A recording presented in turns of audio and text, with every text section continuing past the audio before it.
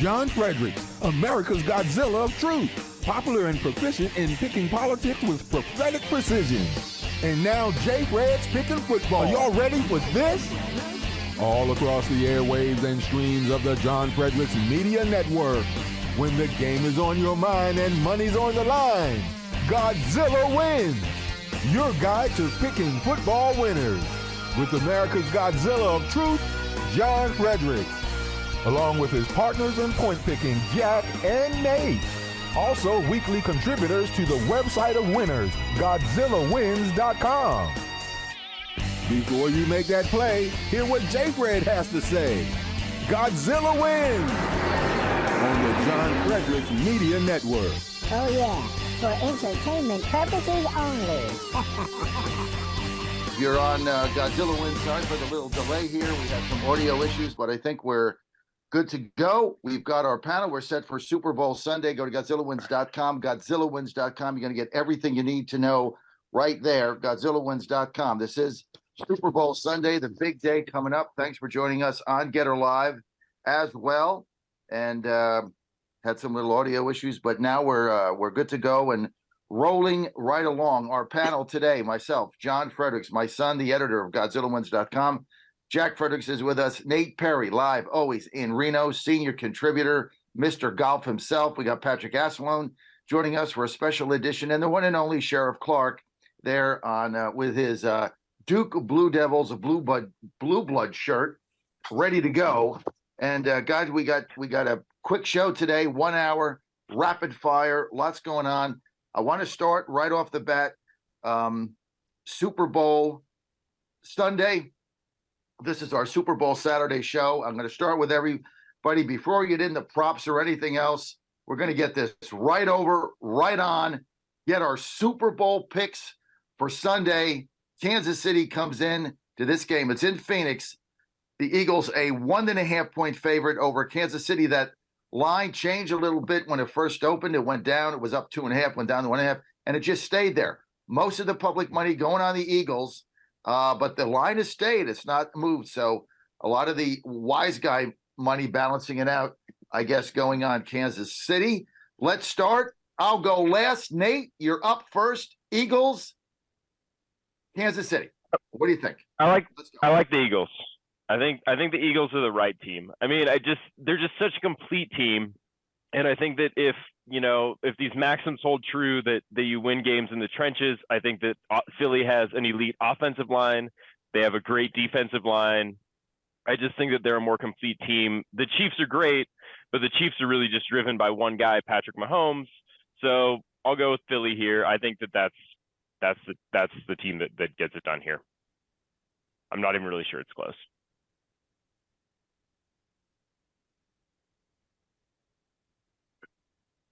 All right, Jack, do you want to go? Yeah, I'll go. It looks like we're having some trouble with Dad's audio again, possibly because he hit mute.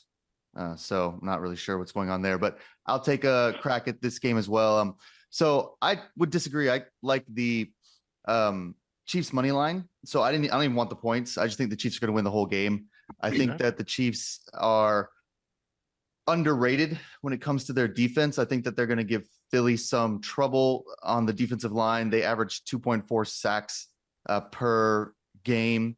I think that Chris Jones is going to have a huge game, possibly game-changing type of game. I'll talk about that in a little bit.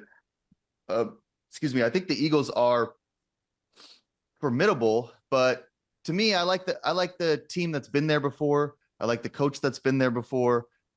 I think that betting against Patrick Mahomes in these types of situations is not always the smart play, although the Chiefs don't always cover.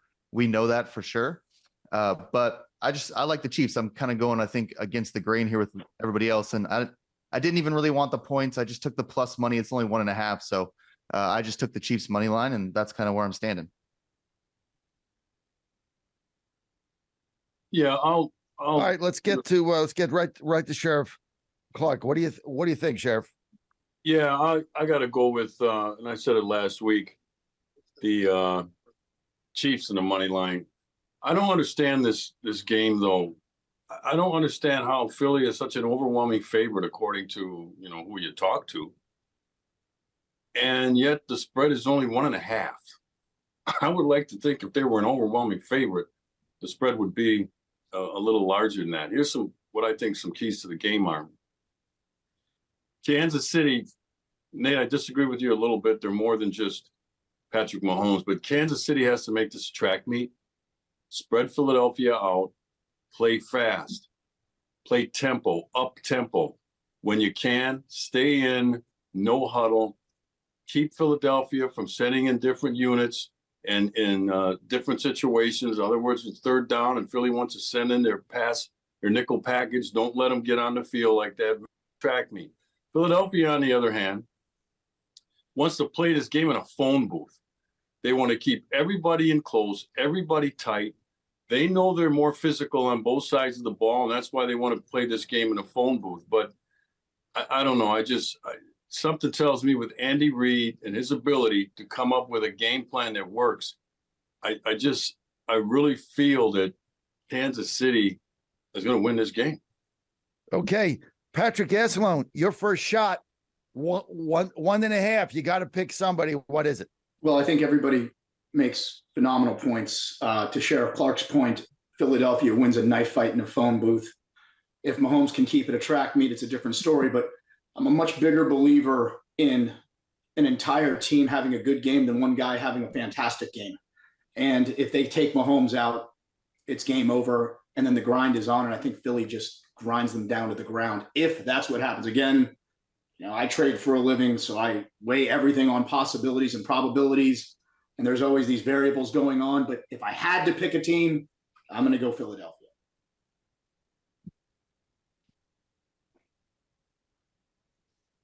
Okay, I'm going to give you my pick. And then, guys, I've got some audio issues here. We're just going to have to go to a short commercial till we figure this out. I love the Eagles -1.5 in this game. I'm going to be very quick here. They've been the best team all season. No question about it. They have the most wins, one of the best defenses. They score a lot. They've got A.J. Brown. They've got the speed. They got a solid run game. They're solid on both ends of the line. They're going to put a tremendous amount of pressure on Mahomes. So I love the Chiefs. I love the Eagles. God's Eagles. We got to go to a quick word from our sponsors, try to figure out my audio issues. I'll be right back. Not sure about the over-under or how many points to lay? Let Godzilla lead the way. You're listening to the radio show for winners, Godzilla Wins, exclusive on the John Fredericks Media Network. For entertainment purposes only.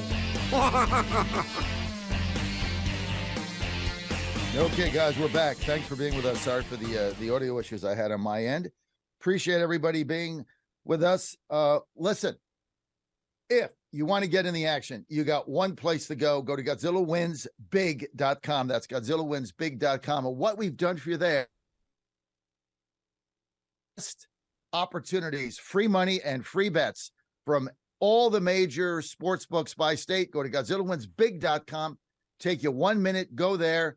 Click your state. Obviously, if your state's not there, it's not available in your state. But Arizona down to Ohio, we got Indiana, all these states there. Just pick your state. We're going to outline the best deals. They're giving away free money and free bets like crazy. Pick the one that's best for you. Go there, get in the game, and get in the action. Just got to go to GodzillaWinsBig.com. That's GodzillaWinsBig.com. Okay, I'm going to get to Sheriff Clarke. We got this big game coming up. We groused last week, Sheriff, about the state of refereeing in the NFL. I'm expecting a little better opportunity on Super Bowl Sunday here in Phoenix than games being decided by 3 or 4 bad calls in a row at the end, which I thought was favoring Mahomes and the Chiefs. What do you think right now, Sheriff Clarke, about the state of refereeing in the NFL and how you think it's going to impact tomorrow's game, Sheriff Clarke? Yeah, and the reason I took an interest in this is that Roger Goodell, the commissioner, this week at the annual league meeting, took this up, and he basically praised the NFL refereeing, and he said it's never been better. I don't want to get into whether it's never been better, but I get tired of people complaining about the referees. Look, these are human beings who are making calls in real time, fast. You got 22 players on the field at any given time, and they're going to miss some calls. They just are. I mean, that play in the game would be 2 weeks ago now, Philadelphia, San Francisco, when I think it was Devontae Smith dropped the ball. It took the camera angles several minutes to find a decent angle to see that he dropped the ball. And we expect human beings to make these calls in real time. I think that these teams and their fans that complain about the referees, what they need to do, get on your players when they drop a pass, get on their players when they miss a blocking assignment. Nobody ever talks about that. That's how you win and lose ball games, not by a referee's call. So one of the things that's interesting about the Super Bowl is how they pick the referees. It's like an all-star group, one from any number of teams that work together regularly every week. So they get used to each other and they get used to each other's tendencies and what they're looking for, so on and so forth. You're not going to have that in the Super Bowl. You got eight guys, I think there's 8 referees who have never worked together this year. Okay. That leads to indecision. That leads to some situations where they all of a sudden look at each other and say, well, what did you see? What did you call? Which is why I like when the referees huddle. Get together, talk it out, and come to a conclusion. And then let the team, that's why they gave the challenge flag. If you don't like the call, throw the damn challenge flag. I don't know. I know why Kyle Shanahan didn't throw the flag on that pass. And that was on an early drive too, by the way, because he didn't see it either. He didn't know. But when that receiver got up and started running back to the huddle and giving that signal, like, let's go, that receiver knew he dropped it. How come we don't have an obligation on the part of the players to go over to the ref and say, man, I dropped that ball? Okay. But it's not the way the game goes. I get it. But I mean, yeah, because if they can get the call they want, they're going to do that. One of the reasons I love Philadelphia in this game is because I've been convinced all season the referees are turning Mahomes into, son of Tom Brady or something. He's totally protected. I don't think you're going to see that Sunday. There's going to be much too much scrutiny. I don't think you're going to see these ticky-tack holding calls, these PIs where somebody touches your arm and the ball was 18 yards out of bounds, uncatchable. They used to have that rule, uncatchable ball. Now they don't.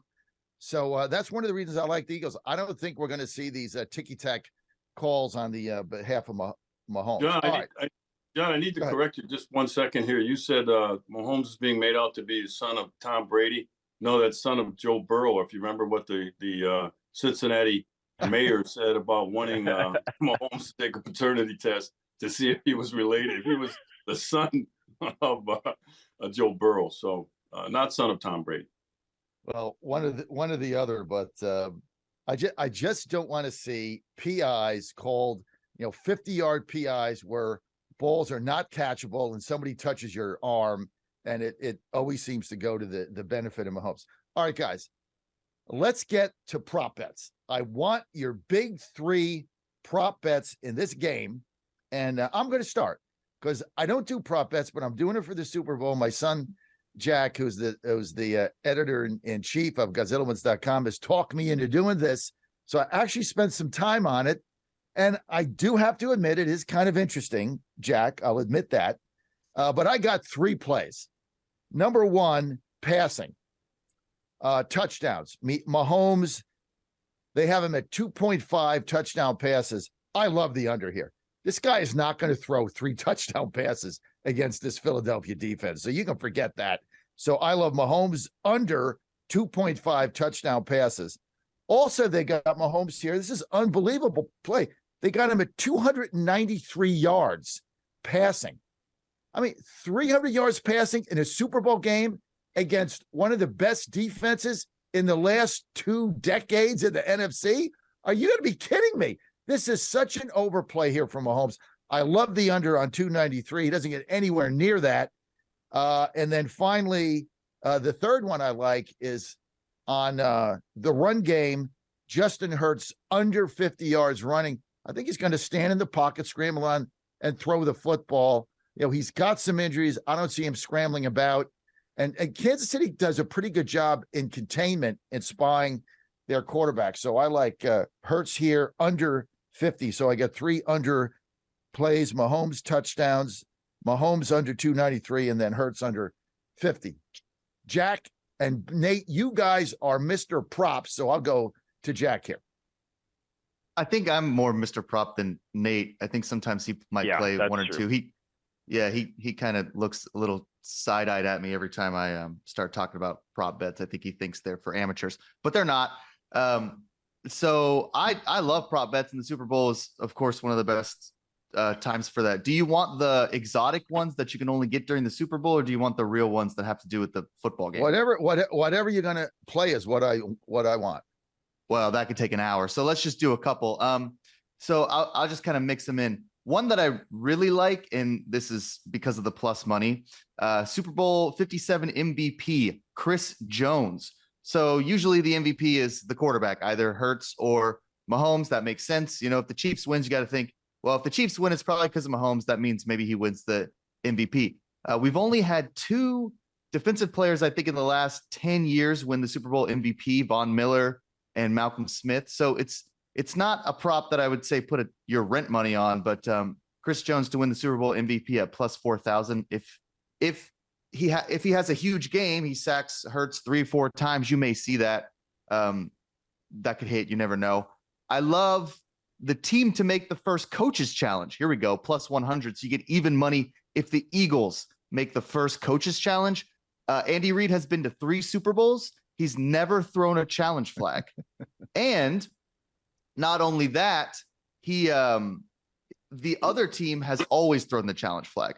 So you got to think Nick Sirianni, maybe he's being a little nervous, throws a flag in the first or second quarter just to get his team riled up about something. So you never know. Maybe that happens. Here's one that I'm all over as well. The Gatorade bath color. So you got to think, okay, you can get plus 350 if the Gatorade bath color on the coach is orange, or you can get plus 300 if it's yellow. Well, orange is what the Chiefs drink. I don't think anyone drinks red Gatorade, so we'll just go with orange.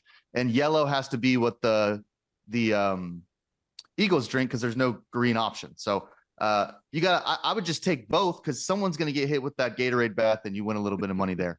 However, no Gatorade bath is like plus 1,000. So if you're really feeling that, you could get that as well. And the last one I'll say, and this is another fun one, and I have a lot of fun ones. You can go to GodzillaWins.com. We have a Super Bowl 57 mega thread on props where Nate and I have just been throughout the week putting our prop bets. So there's a lot more on here, and there's more football centered ones, some over rushing yards and some under sacks, total sacks, stuff like that. But I really like, will there be a score on the last play of the game? Yes is plus 900. Okay, so there's been like 3 Super Bowls in the history of the Super Bowl that have ended on a last second field goal or a last second touchdown. And the last one came back, I think, in 2004 when Jake Delhomme was the quarterback of the Panthers. So I figure we're due. It's almost been 20 years. Maybe the Chiefs kick a last second field goal there, and I win the money line and I win my little plus 900 here. So you can have a lot of the wins and read all of that, but those are kind of my ones I have right now. All right, Nate. I mean, look, Jack, I like the Gatorade one the best. Nate, go ahead. Yeah, so I have a couple props. I have like real props, and then I don't. So in Nevada, we can't book on we can't make bets on like fun stuff like Jack, like Gatorade bats and stuff. Everything has to be sort of verified by a box score, and unfortunately, Gatorade bats aren't. You can't check that on a box score. So I haven't spent much time researching that or the national anthem length of time that it's going to take. But I have researched a little bit of things that I can bet on. What I like for this game, sort of like, and this is like a boring prop, but it's the one that I like the best, I think, and it's probably how I'll end up betting the Super Bowl, is I like if you tie the first half score to the final score, and you just take Philly first half tied to Philly winning, and then you get plus 160 odds instead of like the minus 120 that it is right now, or 125 that it is right now.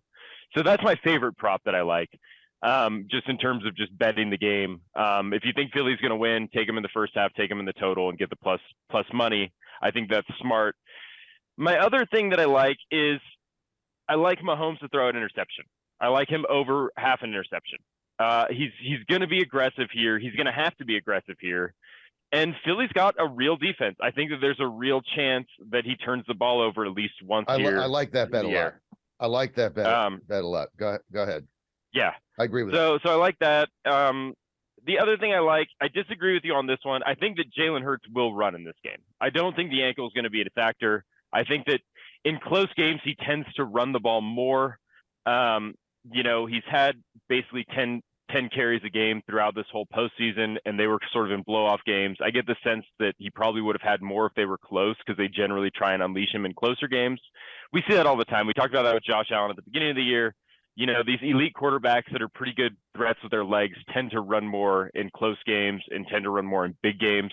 So I think that if you're worried about Jalen Hurts' injury, I think, I just don't see it. I think he'll probably run for over 50 yards. I think he probably attempts more than 10.5 rushing attempts, which is what I've seen out there. So those are the sort of props that I'm looking at just in terms of this game is, Mahomes will throw a pick. Jalen Hurts is going to run a lot. Go over on Jalen Hurts' rushing stuff. And then, double dip on the Eagles, for first half and total game to get that plus money point. All right, let's go to Patrick Assalone.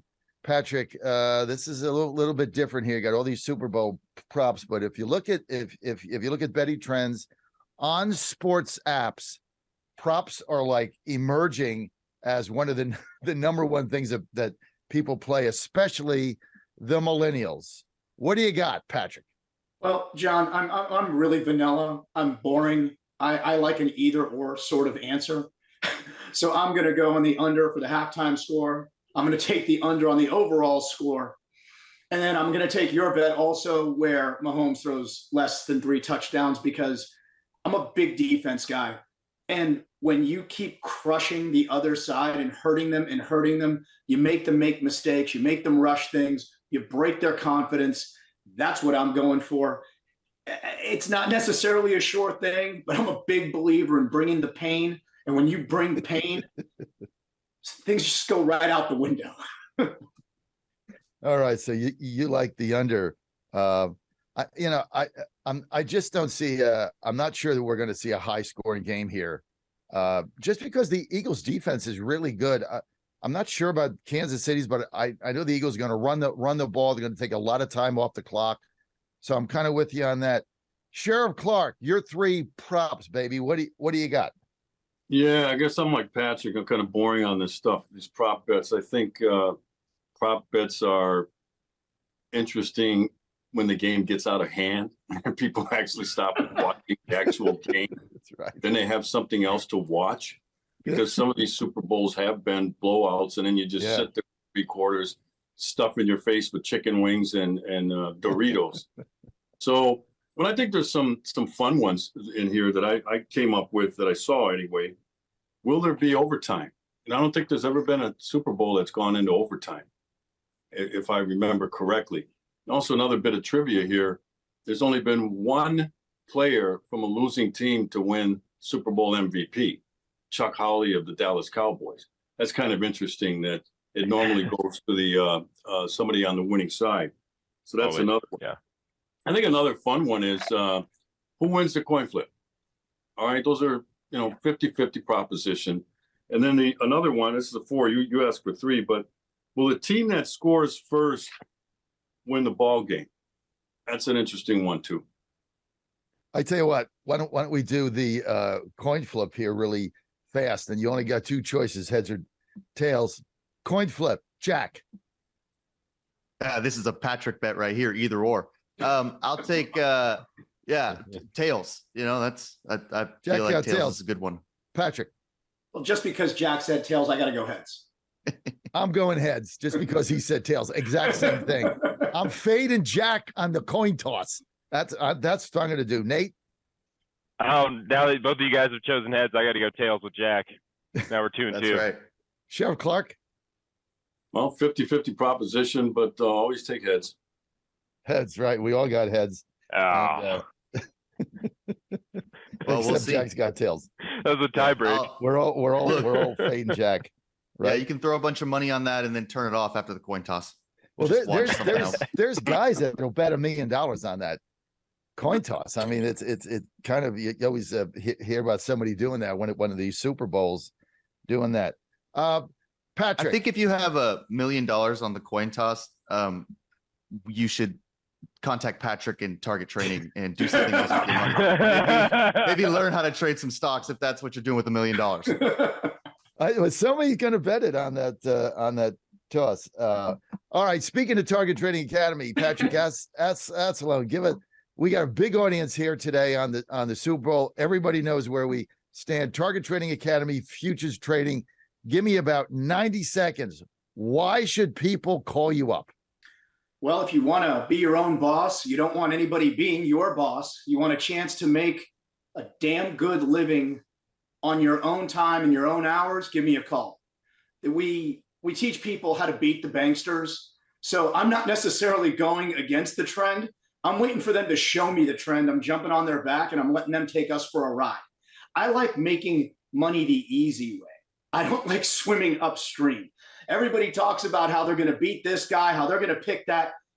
I've never seen anybody ever do it. But I know one thing for sure. The big money is always right, so I follow the big money. All right. Just go to targettrading.co, targettrading.co. Patrick will take care of you there. You can beat Wall Street. And I got about 100 of our students, our listeners in Target Trading Academy. And Patrick's 100 for 100. I haven't, as every person that's gone there has told me what a wonderful experience it is. Many of them making money, some of them supplementing their income. Some of them, that's all they do. You can put as much time in it as you want. Go to targettrading.co. That's targettrading.co. You're good to go. Okay. Let's get to, I just want to talk a second, guys, about the over under in this game, and then we'll move on to something else. I was kind of surprised this thing was 51. Now, as I've told you on the show, I will not bet an over under because I just don't want any part of it. I made one bet when I was 18. The Oilers were playing the Raiders on Monday Night TV. The over under was like 56 and it was scoreless at halftime. I never bet it again. I can't take it.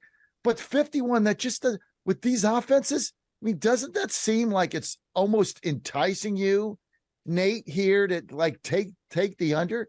Because that's, you get a couple field goals, a couple touchdowns. You're right there at 50 each team. Nobody's going to get shut out here. Doesn't that seem a little weird, Nate, to you? I mean, it looks weird enough that I think that the play is probably the over for me. I think that's probably the sharp play just because these teams are going to score. I mean, Kansas City, is going to need to run up some points. I don't think they're going to be able to slow down Philly. I think that the only way that the under hits is if Philly just goes on some really long extended drives. If they spend 7-8 minutes burning clock where they just run. I think that the under comes into play. But I don't really see that happening. I don't think that Kansas City is a team that's built to stop Philly very well. And I know that Kansas City is going to have to attack the weak spots of Philly's defense, which is passing, which will mean quick scores. So I think I think this total is probably still a little bit too low at 51.5. So I think my lean is probably just to go over, which feels weird to say because that feels like kind of a sucker bet. But I think that over is probably the right play. Jack will probably tell me why I'm wrong. Jack, go ahead. No, I like the over too. I think anytime I'm seeing everyone, especially we play a lot of over unders, but anytime the over is total points, one side is leading one way, I tend to go the other because it's such a hard thing to handicap. So I like the over here as well. I know that these two defenses are pretty good. I know that Spags blitzes a lot. Both the defensive lines are great. Maybe you can't get a ton of running game going, but I just think, I think Mahomes and Hurts air it out, and the Eagles have been, even if you think it's a blowout, the Eagles have been blowing everybody out, but they've been scoring 28, 30, 35 points. The Chiefs aren't going to score 0. So, right. I mean, even if you like the Chiefs to blow them out, you might still like the over or the Eagles, to blow them out. You might still like the over just because the Eagles have been putting up a lot of points on everybody. If you don't believe in this Chiefs defense. I agree with that. Sheriff Clarke, any difference on this? I mean, 51, it just seemed like it shocked me. It's like, well, that just doesn't seem right to me. Well, yeah, it's kind of like the points bet for the game at 1.5. A little weird. If I'm picking Kansas City to make this a track meet, then I got to take the over there too.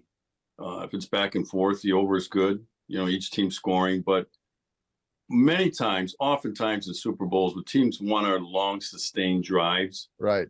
Time consuming. Right. They don't always go for the big strike unless, to surprise the defense. But I'm fascinated that people think Kansas City's defense is not that good. I think their defense is very good. They held Joe Mixon to 19 yards, for heaven's sakes. He was coming off about a 135-yard game the week before that. And Cincinnati does like to run the football. And so Kansas City's defense, I think, held up there. Philly's defense, but that's why I said you got to spread them out. We have not seen them gassed, which is why I said up tempo may lead to more points. But if you can get these guys gassed and not let them get those packages in and keep these guys on the field for long periods of time that they haven't had to do all year, could make a difference in terms of that defense Philly's defense wearing down at the end. I think that's why you like Kansas City, and we'll see if they run the up tempo. Patrick, I got to make a bet here to myself that you're probably going to pick the under, right? Well, I picked the under, but these guys are professionals, and you got to remember that. The way to beat Kansas City is keep the one guy that they have off the field. You keep him off the field, he can't score. So if you just keep grinding and grinding and grinding, sooner or later, you demoralize the other side. And what happens? The one chance the guy gets to have on the field, he probably goes nuts, makes a mistake. And remember, Philadelphia's trying to take his head off too. So I'm a really simple guy. I'm a siege warfare guy. Grind him into dust, and that's the way I look at it. You would have loved the old Los Angeles Rams under Chuck Knox when he was there. They called him Ground Chuck. And then, of course, Lombardi had the famous quote where he said, I like to run the ball. You pass it. Only three things happen. Two of them are bad. So I like to run the football 3 yards in a cloud of dust. That's Patrick Assalone football, but that's the way the Titans play. It's not worked out for them. So the game is certainly changing. All right, it's time for Homer hot takes. You're got a home team. What's your hot take? Let's start with Jack. Homer hot takes. What do you got? I love how you started with the guy who's like the less Homer than probably anyone else on here. I probably would have started with somebody who tends to root for teams pretty strictly. But I got my Memphis Grizzlies polo on, so I guess I'll talk about how they traded for Luke Kennard in 30 seconds. So they traded for Luke Kennard, and that's it. Okay, well, I'll go to my hot takes. I'm going to the Astros. Our new, I love our new GM, Dana Brown. 30 years professional scout, never a GM, never in a front office, out watching players. And in Atlanta, they signed all those young players to long-term contracts. He got to Houston, and he said, you know what? we owe it to our fan base to keep our young players. And his first move, he signed Christian Javier, 5-year contract, $64 million, got him locked in. He says he's also going to extend Altuve, Bregman, Kyle Tucker, Framber Valdez. This is the new baseball. You get players young, you lock them in, you build your fan base so you don't end up being the Pittsburgh Pirates where every season you get all new players, and then if they get any good, you trade them away. So that's my hot take of the week. Sheriff Clarke.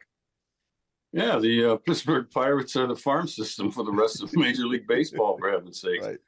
My hot take, I think there's been a seismic shift in the NBA. I know it's a little early to be talking about the NBA. I don't pay much attention in terms of watching games until the playoffs start in April. However, I think the trade of Kevin Durant and Kyrie Irving over into the West is a huge shift in terms of who might come out of the West.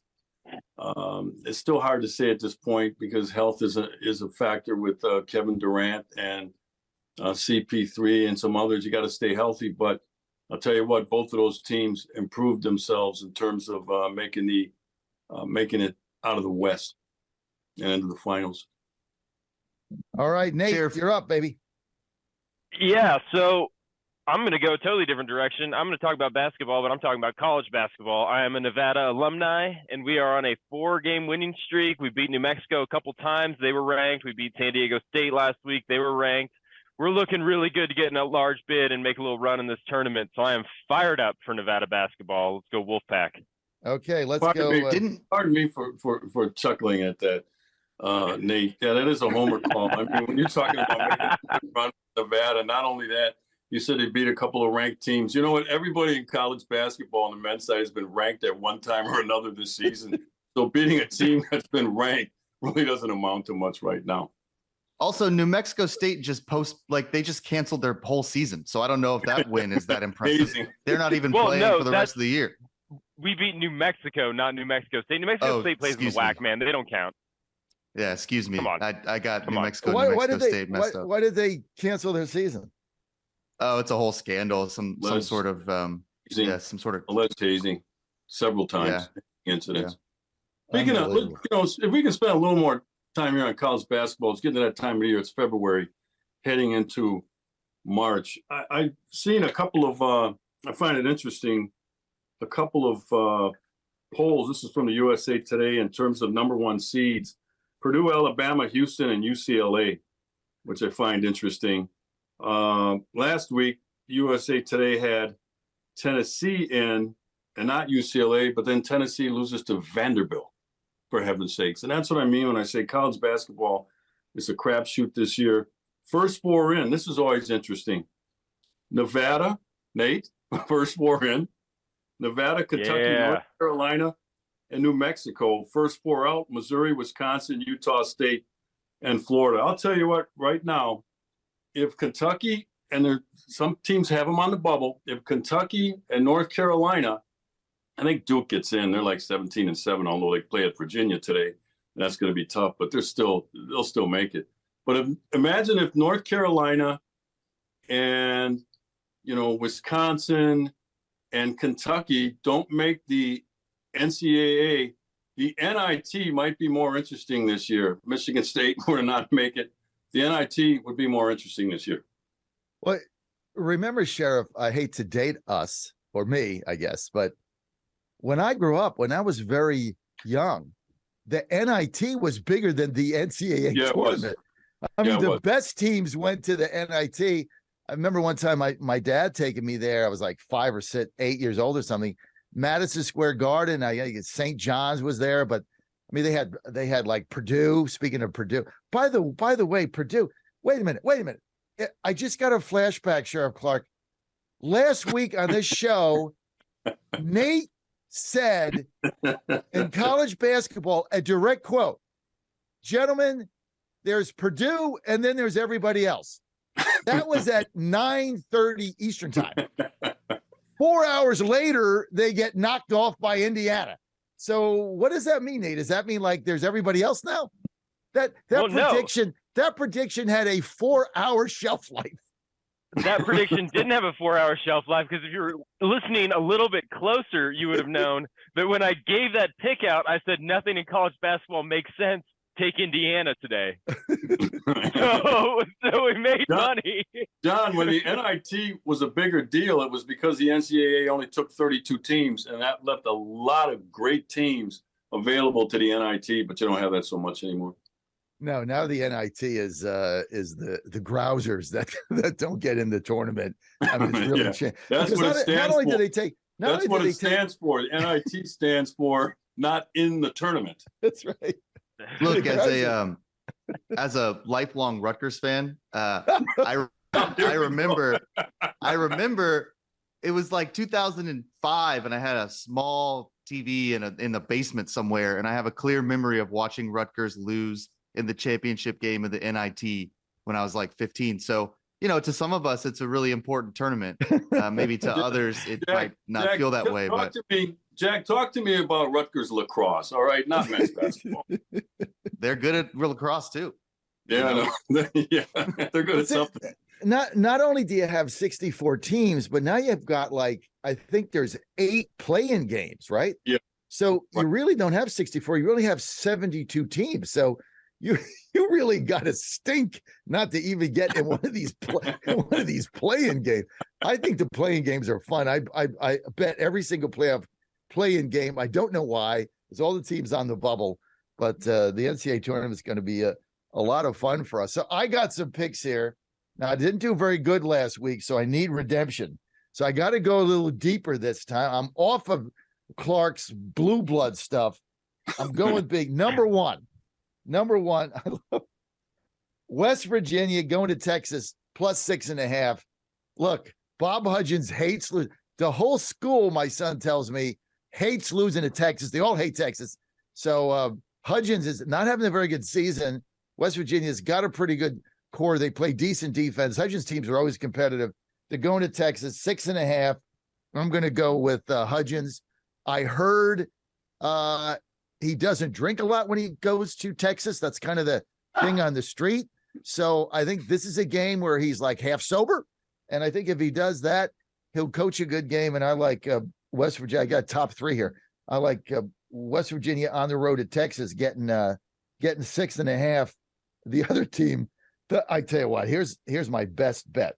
St. Bonaventure plus 6.5 over Duquesne. Duquesne shouldn't be 6.5 points over anybody. St. Bonaventure's a good team. They play in a decent conference. They win a lot of games. So I'm getting 6.5. This game, somebody's going to win this game on the final shot. I love the Bonnies there, plus 6.5. And then, okay, here's the thing.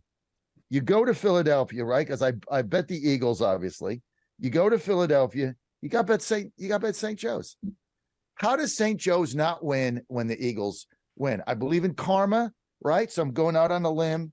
I like St. Joe's covering minus 4.5 in that game. Those are my 3 picks. Count on it. Nate, what do you got for us? Oh, okay. So we were going to do kind of just like lower conference games. So I was looking at it, and my biggest play, sadly, I mean, this just speaks to sort of like my level of degeneracy. The biggest play I had today was Davidson minus 3.5 against Fordham. That's my sort of hot play. That's at 2:30 Eastern time. And you can catch that on USA Network. Didn't know they did college basketball until now, I bet. So that's you knew. I'll be there soon. So that's my biggest play. If you're looking for a little parlay action on Bonaventure Duquesne, not only take John's pick, maybe throw a little money on the under too. They played a couple weeks ago and they were well under the total. I think they'll go under the total again. So if you're looking to spice things up there, maybe go under 137.5 for Bonaventure Duquesne. My last pick is going to be fading Rutgers. Illinois is a minus 5.5 point favorite. They've been playing a lot better lately. Rutgers is ranked. This goes with my whole thing.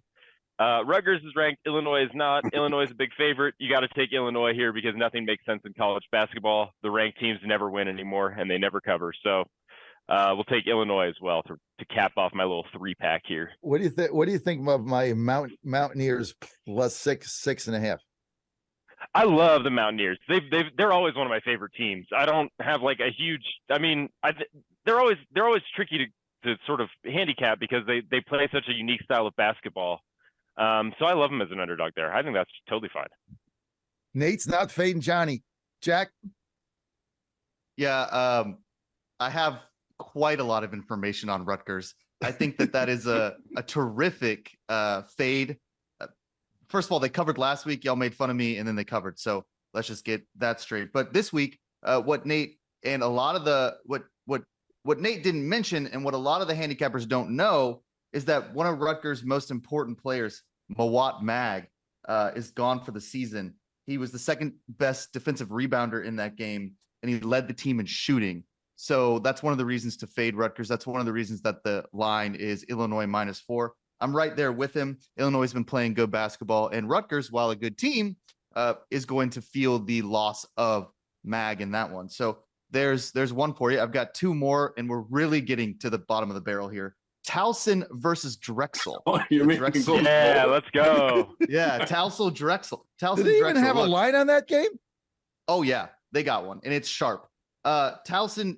So this is a huge game in the CAA. I don't know what that conference stands for. Do not ask me.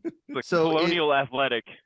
That's right. Kind of a coastal division there. Yeah. And so the first 4 teams in the CAA, just learned this, they get a bye in the tournament.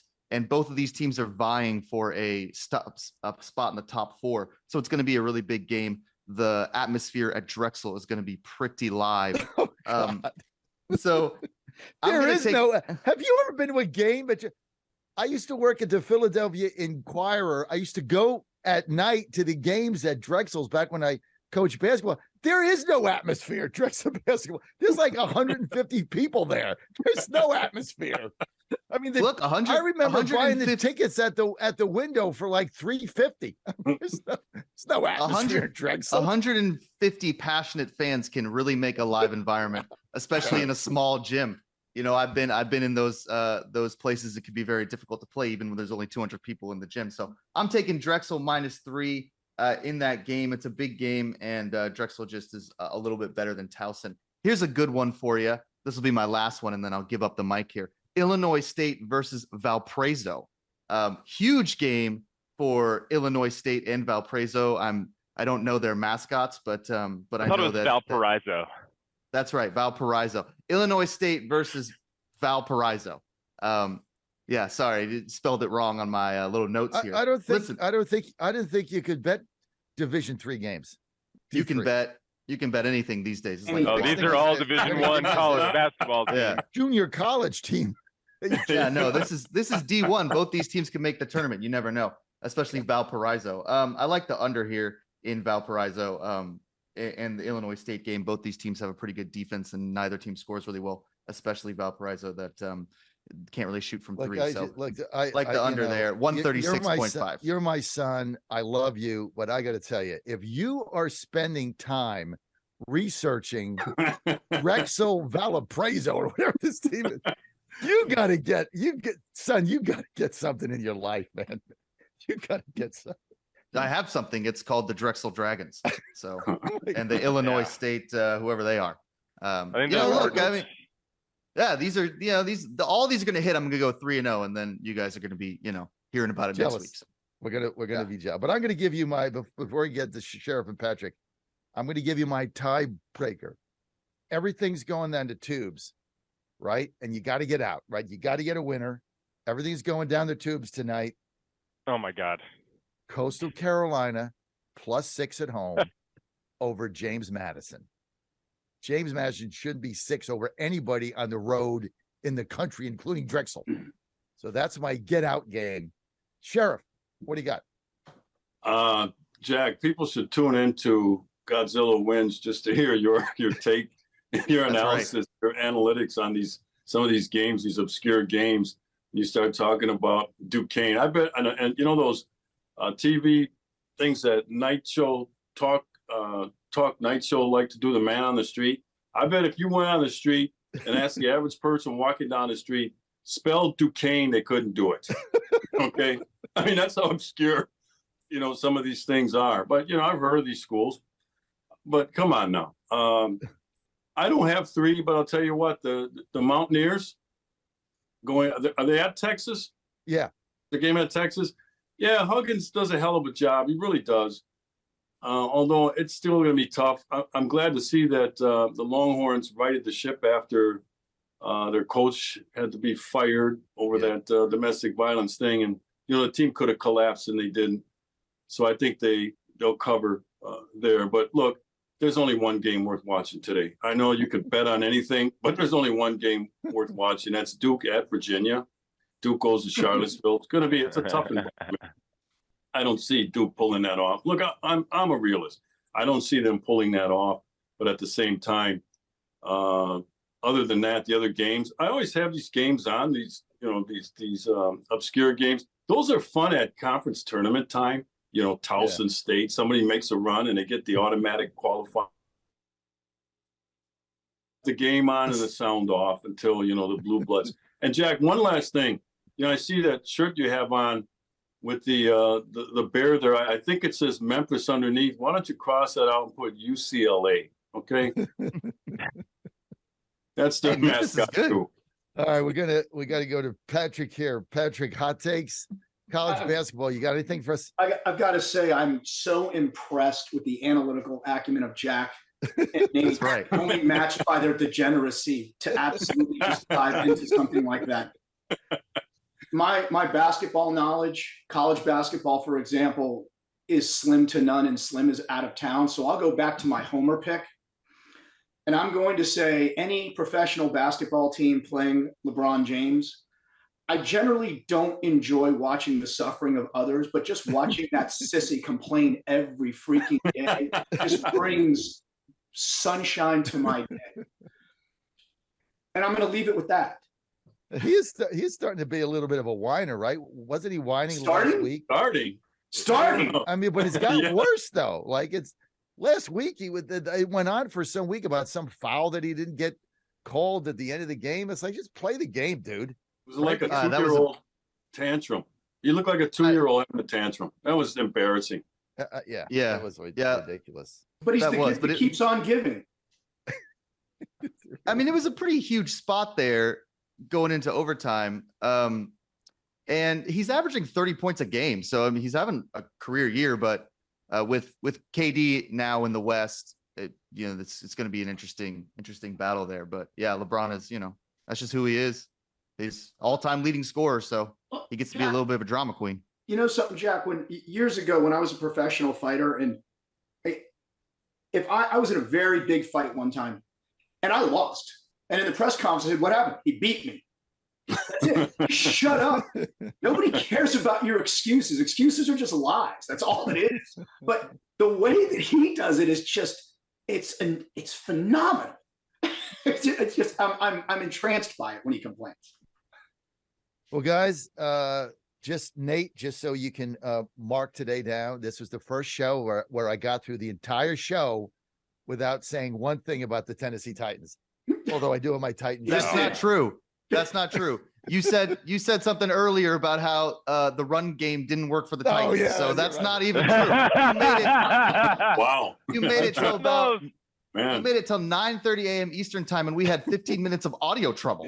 So I mean, like, come on. That's impressive. We had 5 people on in audio trouble, and John still got it in. I got to mention it. And the first 15 minutes, I had to read your lips. So I was actually doing pretty good at that.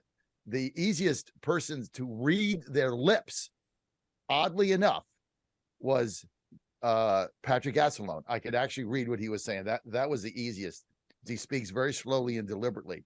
So I did a good job there. Everybody else, I have no idea what you said in the first 10 minutes. So I have to go back to the tape. Want to thank everybody for being with us, and want to thank Jack, Nate, Patrick, Patrick Assalone. Go to targettrading.co. Sheriff Clarke, thank you for being with us. Our panel is going to be back next week. Somebody's going to be winners, somebody's going to be losers. And as you know, I love the Eagles. I'm your God's Eagle of the truth.